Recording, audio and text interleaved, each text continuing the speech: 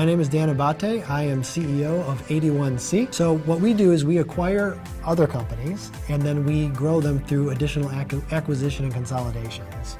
And so we work in a variety of industries and we look for the most opportunities that we can work with. The top three challenges that we have right now is regulatory and compliance issues, because we are a public company. So we have to, of course, stay on top of that. So that's something that we have a whole team dedicated to that stays on top of that all the time. The next is building our community and our investor relations, because our company is unique in that rather than just working only with accredited and professional and institutional investors, we also work with everyday retail investors as well. We went through a very specific process with the SEC to allow us to be able to do that. So, Joe Blow retail investor can invest right next to Joe Blow accredited investor just the same. And we worked really hard to do that. So building that community and making that part of our DNA was really, really important. And then the third thing is just recruiting. Our leadership is extremely important at each subsidiary company level. And we need to make sure that we have the best people and the right cultural fits. And so that's really what we really work towards every single day.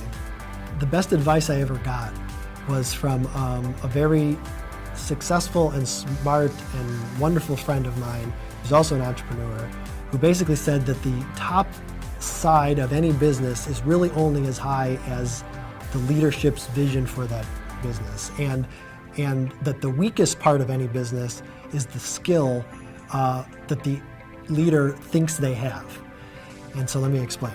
So if you're the leader, you're probably not thinking about replacing yourself. And so the thing that you're good at is the thing that, for that business, whatever your level of good is, that's as good as that business is ever going to have, unless you look at thinking about replacing yourself, even in the thing that you're good at. And so that really changed my perspective, because I was very guilty of that, because I can do a lot of things. I'm kind of good at lots of stuff. But then I quickly realized that even if I'm good at it, there's probably somebody better. Not probably, there for sure is somebody better. And so therefore, if I want my company to grow, I need to look at even the things I'm good at as a potential weak spot for the company, and how do I get somebody even better than me to go do it. We retain people with a position in our company that we call the Dream Manager. And the Dream Manager's job is to meet with each employee, again, all levels, top to bottom, to assess, are they in the right position in our company for them, from their perspective, not from the company's perspective, but from their perspective. Are they in the right position?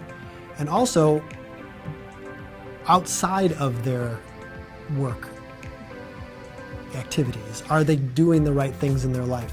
Is there something that they've always talked about doing that they don't ever get around to doing? And then this person's job essentially is to encourage them to better themselves, not only as an employee of the company, but also to better themselves in whatever that means to them as a person. And when you talk about recruiting and you talk about retaining people, you can't get better than that. A company that encourages people to be a better person, not just a better employee. And so we support that every single day. Like if somebody says, hey, I've got something that's really important to me and I've got to go do that, there's a process for that happening so it doesn't interrupt obvious day-to-day operations. But we want to encourage people to take those steps, even if it is nothing more than to benefit them personally in the short term.